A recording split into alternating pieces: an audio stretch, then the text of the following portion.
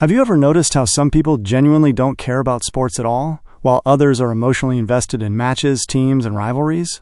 There's a group of people who feel completely disconnected from the stadium lights and the buzzer beaters. They don't follow scores, they don't watch games, and they often find the collective excitement confusing. To many, this indifference seems unusual, but psychologically, it actually makes a lot of sense. Reason 1. Reward sensitivity. One major reason comes down to personality and interest patterns.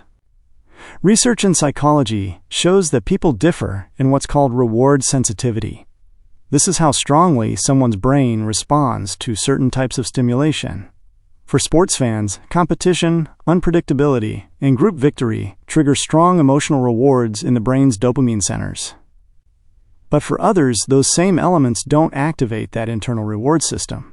Their brain simply doesn't register a ball crossing a line as something inherently exciting or meaningful. Reason 2.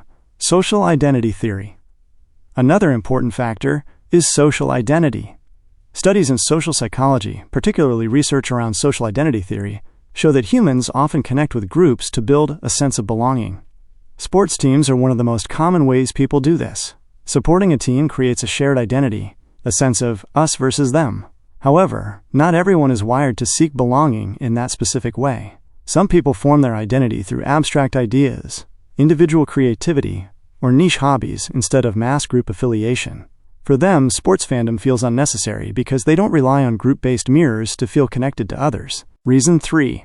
Early exposure and neural pathways. There's also the role of early exposure. Research consistently shows that many strong emotional interests develop during childhood.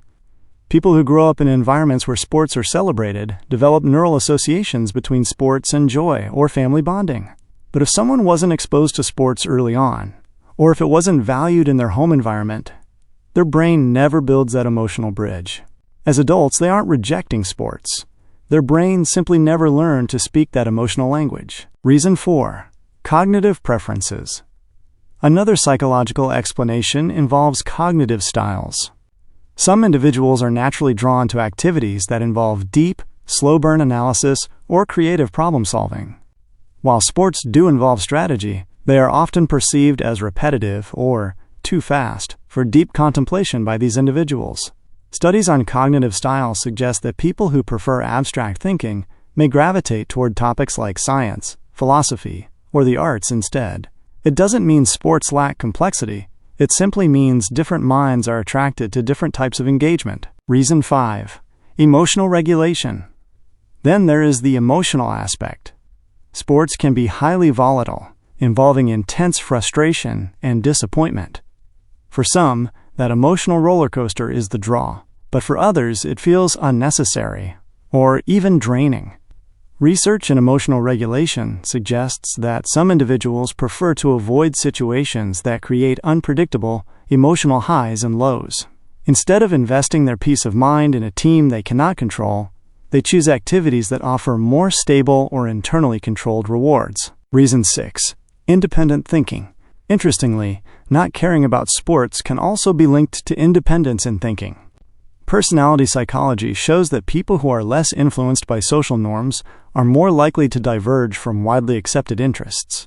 Since sports are a globally shared form of entertainment, choosing not to engage with them can simply reflect a more autonomous mindset, one that doesn't feel the need to follow the crowd to feel culturally relevant. And perhaps the most important point is this: not caring about sports doesn't mean someone lacks passion or social connection. It usually means their passions are directed elsewhere, perhaps toward music, technology, business, or psychology. In the end, human behavior is shaped by a unique combination of personality and cognitive preference.